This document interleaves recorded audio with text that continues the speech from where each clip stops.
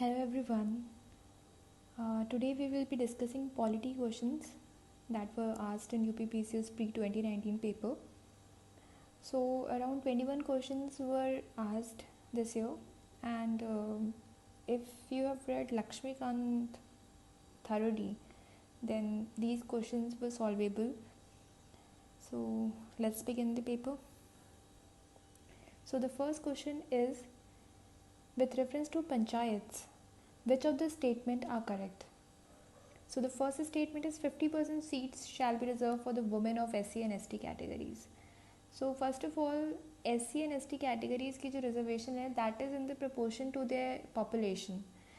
And जो women की जो seats reserved हैं, that is 1/3 of the total seats. तो पहला statement गलत है. Then the second statement is Gram Sabha is a body consisting of all persons living in the village. यहाँ पे जो मेन पॉइंट है वो ये ऑल पर्सन पे है कि सारे लोग नहीं ग्राम सभा के मेंबर्स होते हैं. Only those who are voters in that area who have been enrolled in the voter list, they are the members of the gram sabha. Then the third statement is, so second statement भी गलत हो जाता है. Third statement is there will be a panchayat at intermediate level. So yes, जब panchayat system India में आया तो 3 level पे आया था, village, intermediate and district level. So इसका आंसर होगा 3 only. The next question is, in which of the following the provisions for the protection and improvement of environment and safeguarding of forest and wild life are found. So constitution में कहाँ ये बात कही गई है जहाँ पे इन्वायरमेंट के प्रोटेक्शन एंड इम्प्रूवमेंट की बात कही गई है? So it is being found in directive principle of a state policy also, where in article 48A ये बात कही गई है. एंड फंडामेंटल ड्यूटीज़ में भी, जो कि 42nd अमेंडमेंट एक्ट से ऐड किया गया था इंडियन कॉन्स्टिट्यूशन में, वहाँ पे भी इन्वायरमेंट के प्रोटेक्शन की बात कही गई है. सो तो answer would be both A and B. India is a quasi federal state. This statement was given by K.C. Weir, and this has been given in Lakshmikant chapter number 3. So इसका answer option D है. Next question, Mazdoor Kisan Shakti Sangathan, a social movement, has been associated with which of the following in India? So अगर RTI act के बारे में पढ़ा होगा तो इस पर्टिकुलर सोशल मूवमेंट का इसमें बहुत बड़ा रोल था.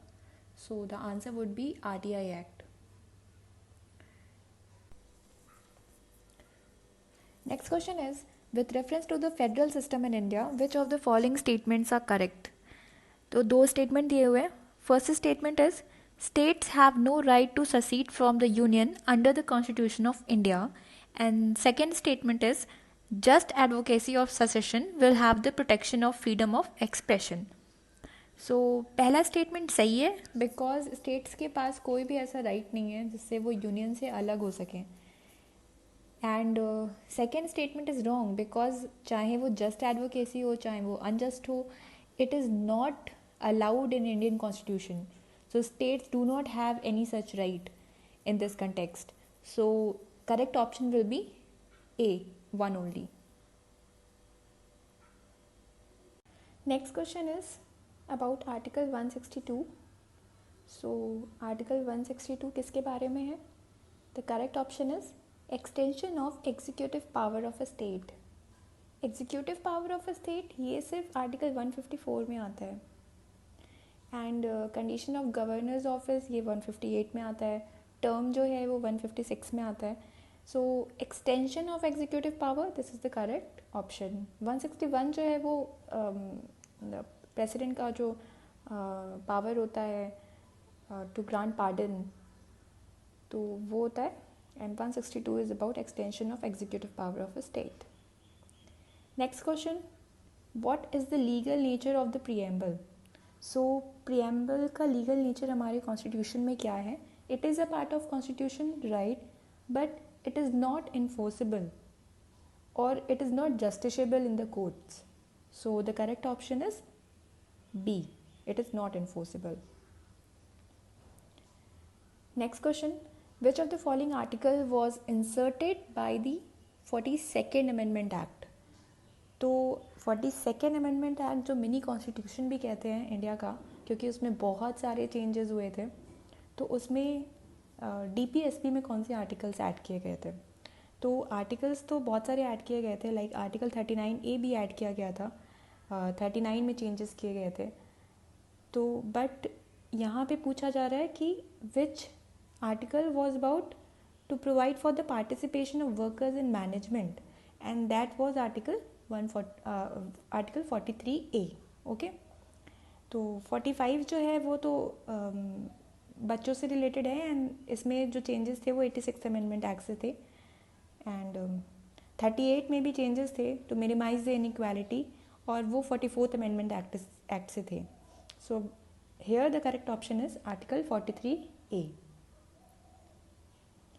An assertion and reasoning type question, where first statement says Supreme Court of India has exclusive jurisdiction regarding constitutional validity of central laws.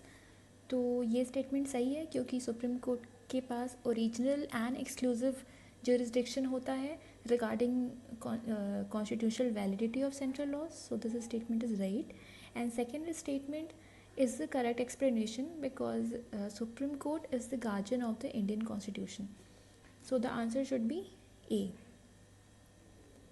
Coming to the next question, arrange the following events in chronological order.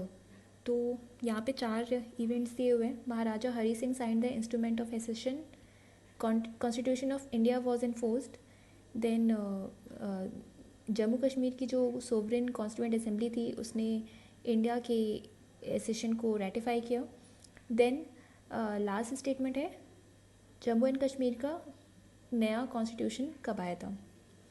तो constitution of India was enforced on 26 जनवरी 1950. तो हमें सबको पता है Republic day मनाते हैं हम इस दिन अपना. एंड जम्मू कश्मीर का कॉन्स्टिट्यूशन 1956 में आया था.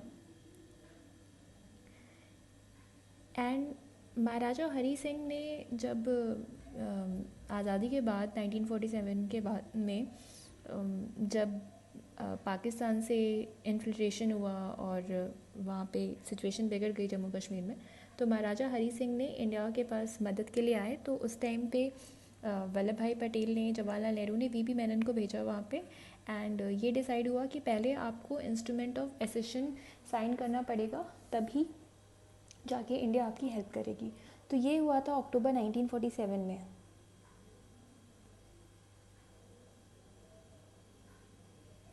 सो इससे हमें समझ में आ जाता है कि सबसे पहला जो पॉइंट है वो फर्स्ट है 1, देन 2 हमारा कॉन्स्टिट्यूशन इन्फोर्स होता है, देन वहाँ की कॉन्स्टिट्यूएंट असेंबली बैठती है जम्मू कश्मीर की जो इस चीज़ को रेटिफाई करती है. This happened in 1954.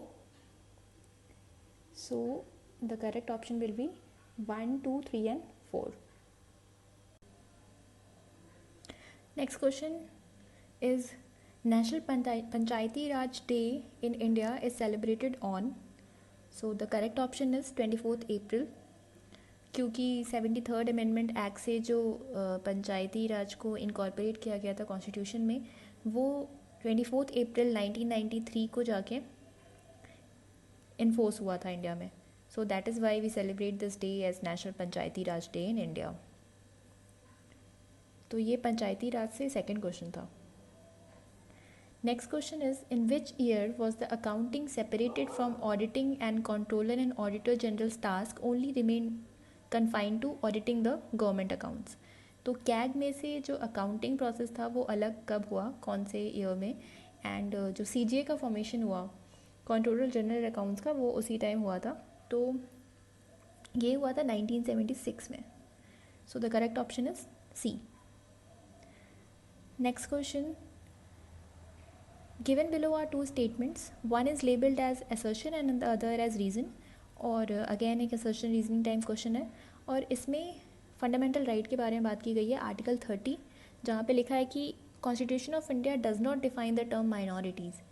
So this statement is correct because minorities का डेफिनेशन नहीं लिखा हुआ है इंडियन कॉन्स्टिट्यूशन में. इसके साथ सेकेंड स्टेटमेंट है कि constitution recognises only linguistic and religious minorities.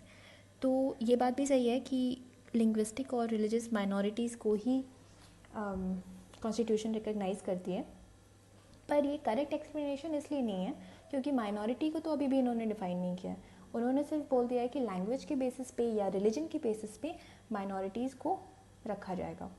So the correct option is B, where both the statements are correct but R is not the correct explanation of A. Next question is about money bill. ये easy question था. Article 110 is related to money bill in India. Next question is which of the following is not correctly matched? So the first option is habeas corpus. तो इसमें courts जो है वो private authorities या public authorities ये इनके against issue किया जाता है. And in this thing the court issues an order where it is asked that the person who has detained another person, he should produce the body of the other person before the court. So this option is right. Second is mandamus. Mandamus का मतलब होता है, literal meaning ही होता है we command. It's a command issued by the court to a public official to asking him to perform his duties that he has failed or refused to perform. So this option is also right. Then prohibition, ये option गलत है because prohibit का मतलब होता है to forbid, किसी को रोकना. तो बेसिकली ये हायर कोर्ट जो है वो लोअर कोर्ट को या ट्राइब्यूनल को इशू करती है, जहाँ पे लोअर कोर्ट को वो रिस्ट्रिक्ट करती है, फॉरबिड करती है किसी एक्सेस जुरिस्डिक्शन करने से. So this the correct option will be option C because it is not correctly matched. The next question is the provisions of the 6th schedule of Indian Constitution are applicable in which of the following states? तो 6th schedule जो है it is applicable to 4 states and those are AMTM, Assam, Meghalaya, Tripura and Mizoram. सो इसमें Sikkim answer नहीं है, Nagaland answer नहीं है. So the correct option is Tripura. The 6th schedule of the Indian constitution is applicable to Tripura. Office which one of the statements are correct? So 2 statement दिए हुए हैं. It came into existence in 1977 and second is it is headed by cabinet secretary. So here the first statement is correct because prime minister secretariat को इंदिरा गांधी के rain के time में उसे prime minister office कहने लगे थे. And second statement is wrong because cabinet secretary से head नहीं करते हैं, principal secretary prime ministers office को हेड करते हैं. So option will be only 1. Next question is how many items are there in the 11th schedule of the constitution of India? So 11th schedule is about panchayati raj and there are 29 items in that schedule. So the correct option is C. Next question, which of the following is not correctly matched? So first is public health and sanitation, which comes under state list, so this is correctly matched. Second, census, that is also correctly matched because it comes under union list. And anti-defection law is in 10th schedule. So these 3 statements are correct. Allocation of seats in the council of a state, Rajya Sabha में allocation of seats जो होती है that is mentioned in 4th schedule, not 2nd. So the correct option is C. 20th question is with reference to federal system in India, which of the following statements are correct? तो 2 statement दिए हुए हैं. पहला है कि states have no right to secede from the union under the constitution of India. So this statement is correct because हमारा जो federal constitution है उसमें states के पास ये right नहीं है कि वो अलग हो सके Indian union से. And second, just advocacy of secession will have the protection of freedom of expression. This is wrong because चाहे just हो चाहे unjust हो, you are not allowed to secede from the Union of India. So this statement is wrong. So the option will be 1 only.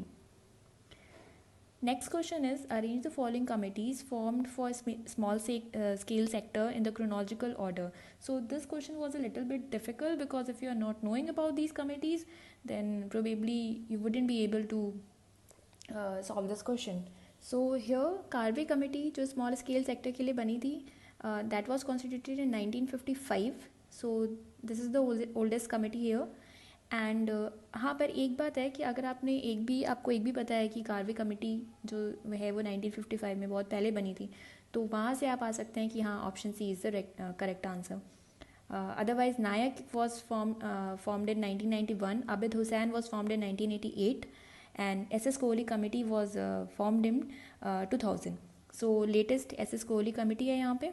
So the correct option will be 4, Abid Hussain, Nayak, and then SS Kohli. The last question of this PPT is, which of the following is nodal institution for implementation of sustainable development goal in India? So this function has been given to NITI Aayog. NITI Aayog का ये function है कि SDG जितने 17 goals हैं वो India में पूरे हो सकें. So this ends our video here. So this ends our video on polity. So for solving the polity questions, go through and times. My personal vote goes to Lakshmikant because it's a very lucid and easy to understand book, and it's very easy to revise the chapters also. And along with that, do cover some current affairs from various monthly magazines that institutes or many institute provide. So choose one institute and go through that magazine again and again, and this will suffice the preparation of polity. So that's all for now. Thank you, and keep studying and be focused.